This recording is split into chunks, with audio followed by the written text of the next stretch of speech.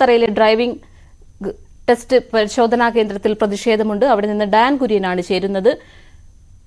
Dan, ഇന്നും ബഹിഷ്കരണം തുടരുകയാണോ? എന്തൊക്കെയാണ് driving school ഉടമകൾ പറയുന്നത്?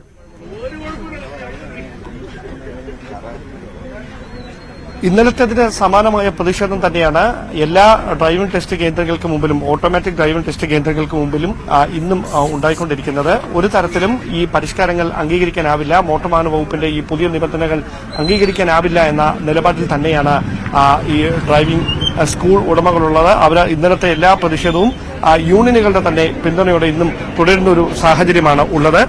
ഇന്നലത്തേതിന് സമാനമായ തരത്തിൽ വലിയ മുദ്രാവാക്യം വിളികളോ പ്രതിഷേധങ്ങളോ ഒന്നും ഇല്ല എങ്കിലും ആരും തന്നെ ടെസ്റ്റിന് വേണ്ടി അകത്തേക്ക് കടന്നിട്ടില്ല. ഗേറ്റിന് മുമ്പിൽ പോലീസ് നിലയുറപ്പിച്ചിട്ടുണ്ട്. ഞങ്ങളിപ്പോൾ ഉള്ളത് മുട്ടത്തറയിലെ ഓട്ടോമാറ്റിക് വെഹിക്കിൾ ഫിറ്റ്നസ് ടെസ്റ്റിംഗ് സ്റ്റേഷന്റെ മുമ്പിലാണ്. ഇവിടെ ഈ സ്റ്റേഷന് സുരക്ഷ ഒരുക്കിക്കൊണ്ട് പോലീസിന്റെ സാന്നിധ്യം ഇവിടെയുണ്ട്.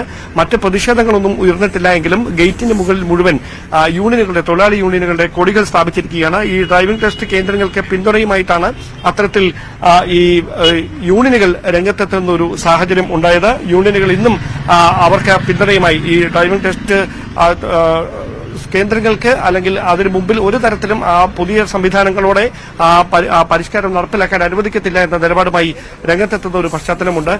ഇന്നലത്തെ സമാനമായ പ്രതിഷേധമാണോ ഇന്നത്തെ? അങ്ങനെ തന്നെയാണ്. കാരണം ഞങ്ങൾ ഉദ്ദേശിക്കുന്ന നിയമത്തിൽ പറഞ്ഞിട്ടുള്ള കാര്യങ്ങൾ നമുക്ക് ചെയ്യാൻ പറ്റുമെന്നുള്ളത് നമുക്ക് ചെയ്യാനുള്ള സാവകാശം തരണം. ഒരിക്കലും ഡ്രൈവിംഗ് സ്കൂളുകാർ ആരും തന്നെ ഇതിനകത്തുള്ള പുതിയ രീതിയിലോട്ട് ആരും എതിർപ്പല്ല കാണിക്കുന്നത്. അതിന് സമയം അനുവദിക്കണം.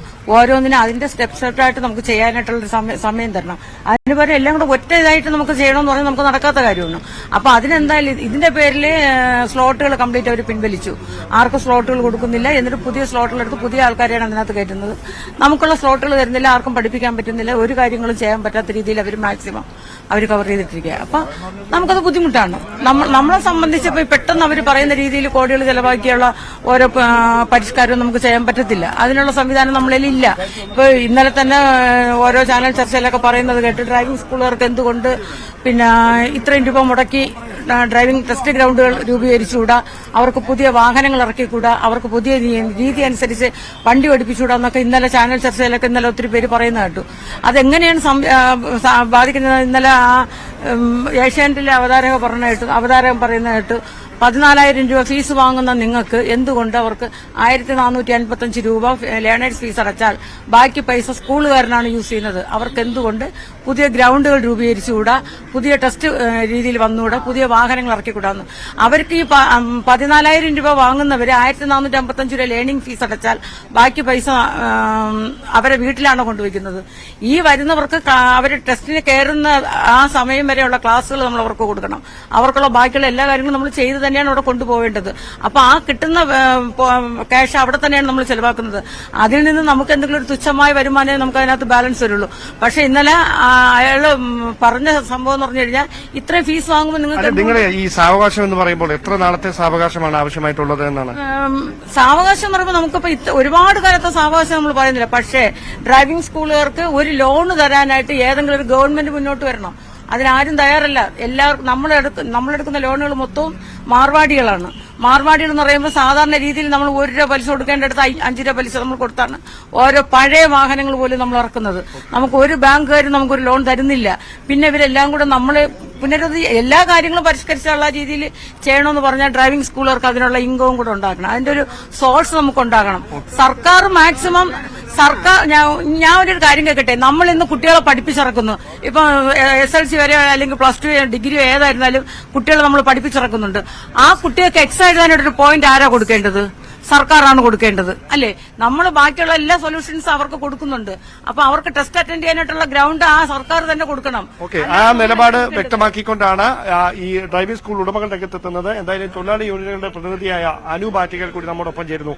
ഇന്നലെ വലിയ തരത്തിലുള്ള പ്രതിഷേധം ഉയർന്നിരുന്നു. ഇന്നും സമാനമായ സാഹചര്യം. മുമ്പോട്ട് എങ്ങനെയായിരിക്കും ഈ പ്രശ്നത്തെ നേരിടുക? യൂണിയനുകളുടെ ഒരു നിലപാട് എന്തായിരിക്കും? യൂണിയനുകളുടെ സംയുക്തമായുള്ള തീരുമാനം എന്ന് പറഞ്ഞാൽ ഞങ്ങൾ ടെസ്റ്റ് ബഹിഷ്കരിക്കാൻ തിരികെ 4/2024 ഇന്നലെ പറഞ്ഞല്ലോ 4/2024 എന്നുള്ള സർക്കുലർ പിൻവലിക്കുന്നവരെ ഞങ്ങളുടെ മേഖലയിൽ നിന്നും ഇത് ടെസ്റ്റിന് കയറുന്നില്ല. ഏതെങ്കിലും തരത്തിലുള്ള ചർച്ചകൾക്ക് നിങ്ങളെ വിളിച്ചിട്ടുണ്ടോ സർ? ഇന്ന് ചർച്ച നടക്കാൻ ചാൻസ് ഉണ്ട്, ഉള്ളതായിട്ട് അറിവ് കിട്ടിയിട്ടുണ്ട്. പക്ഷേ ഞങ്ങൾ കോടതിയിലാണ് ഞങ്ങളുടെ വിശ്വാസം ഞങ്ങൾ രേഖപ്പെടുത്തിയിരിക്കുന്നത്. ഇന്ന് 10 മണിക്ക് ബഹുമാനപ്പെട്ട ഹൈക്കോടതിയിൽ നിന്നും അനുകൂലമായിട്ടുള്ള ഒരു നടപടി നമുക്ക് ഉണ്ടാകുമെന്ന് നമ്മുടെ എല്ലാവരും ആത്മാർത്ഥമായ ഒരു പ്രാർത്ഥനയുണ്ട്. അത് നമുക്ക് കോടതി വിധിയിൽ നമുക്ക് ഇന്ന് അനുകൂലമായിട്ട് നേടുമെന്നുള്ള വിശ്വാസം നമുക്കുണ്ട്. കോടതി വിശ്വാസമുണ്ട് പൂർണ്ണമായും. ഏതായാലും അത്തരത്തിലാണ് കാര്യങ്ങൾ. ഒരു തരത്തിലും ഈ പരിഷ്കാരങ്ങൾ അംഗീകരിക്കാനാവില്ലെന്ന നിലപാടിൽ ഡ്രൈവിംഗ് സ്കൂൾ ഉടമകളും അതോടൊപ്പം തന്നെ യൂണിയനുകളും നിലപാട് ഉറപ്പിച്ചിരിക്കുകയാണ്. കോടതിയുടെ ഭാഗത്ത് നിന്ന് ഏത് തരത്തിലുള്ള വിധിയാകും ഉത്തരവാകും ഈ കാര്യവുമായി ബന്ധപ്പെട്ടുണ്ടാകുക എന്നതിലാണ് ഇനി ഇവർ ശ്രദ്ധ കേന്ദ്രീകരിച്ചിരിക്കുന്നത്. സ്വാഭാവികമായി അത്തരത്തിൽ ടെസ്റ്റ് നടക്കാൻ സാധ്യതയില്ലാത്ത ഒരു പശ്ചാത്തലത്തിൽ തന്നെയാണ് മറ്റ് പ്രശ്നങ്ങളൊന്നും ഉണ്ടാകാതിരിക്കുന്നതിന് വേണ്ടി പോലീസിന്റെ സാന്നിധ്യം ഈ ഡ്രൈവിംഗ് ടെസ്റ്റ് കേന്ദ്രത്തിന് മുമ്പിൽ ഉറപ്പുവരുത്തിയിരിക്കുന്നത്. ഡ്രൈവിംഗ് ടെസ്റ്റ് പരിഷ്കരണ സർക്കുലർ റദ്ദാക്കണമെന്ന ആവശ്യത്തിൽ ഉറച്ചു നിൽക്കുകയാണ് ഡ്രൈവിംഗ് സ്കൂൾ ഉടമകൾ. മുട്ടത്തറ ഗ്രൌണ്ടിൽ ഇന്നും പ്രതിഷേധമുണ്ട്. ഡാൻ കുര്യൻ അവിടെ നിന്ന് ചേരുന്നുണ്ട്. ഡാൻ,